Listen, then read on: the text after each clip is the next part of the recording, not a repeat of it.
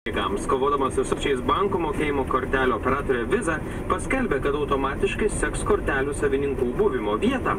Tiesa, vartotojus kompanija žada sekti tik jiems sutikus. Ar toks vartotojų buvimo vietos sekimas netap šnipinėjimo ir apsaugos nuo sukčio? Kaip saugiai naudotis bankų mokėjimo kortelėmis? Kaip tik dabar rubrika Tinklas. Tinklas. Naujausių technologijų erdvė. Sveiki, su jumis Vaidotas Jakuška ir svarbesnės informacinių technologijų aktualijos. Interneto gigantė Google leido ir lietuviams kurti prekybinės paskyras bei pardavinėti savo sukurtus produktus išmaniųjų programėlių parduotuvėje Google Play. Marijampoliečiai sukūrė Android platformai skirtą programėlę miesto meniu, kurią informuoja vartotojus apie renginius ir laisvalaikį mieste, kur galima pavalgyti, rasti tinkamą viešbutį ar įsikviesti taksi.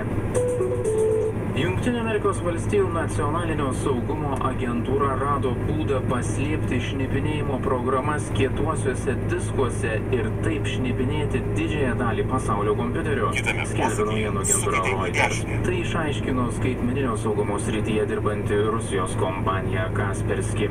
Taip pat skelbiama, kad išmanieji Samsung televizoriai gali šnipinėti, perduoti internetu pokalbius ir vaizdą.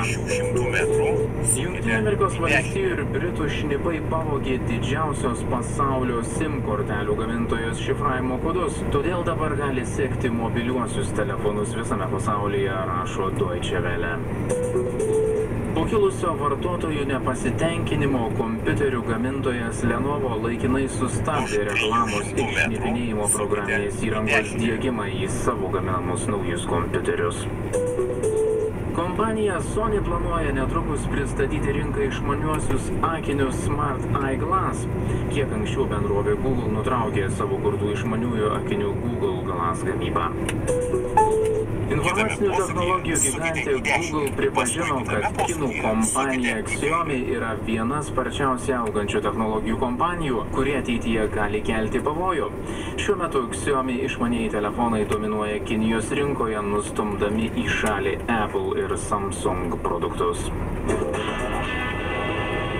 Kovodama su sukčiais bankų mokėjimo kortelių operatorė Visa paskelbė, kad automatiškai seks kortelių savininkų buvimo vietą. Tiesa, vartotojus kompanija žada sekti tik jiems sutikus su paslauga Mobile Location Confirmation.